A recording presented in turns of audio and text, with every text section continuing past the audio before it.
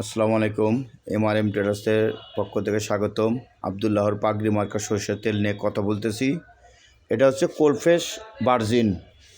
এখানে বাচ্চা পোলাপানদের চোখে মুখে দিবেন, জাজ লাগবে না চোখে, খুলবেন, কোনো নাই, কোনো ফ্লেভার নাই। অন্য অন্য সরষের তেলে যে আপনার যে ফ্লেভারটা আসে, যে কি জাজ, এই জাজটা পাবেন না। কিন্তু যখন আপনি রান্না করবেন, পুরা ঘর আপনি সরষের তেল সেন্ট বাড়া যাবে,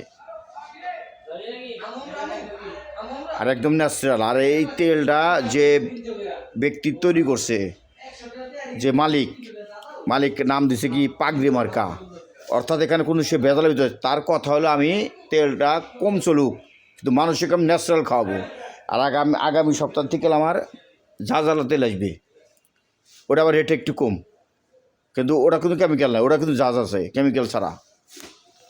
আর বাজার আছে আমার তেলের রেট বেশি, বাজারে যে কোনো তেলের সাথে।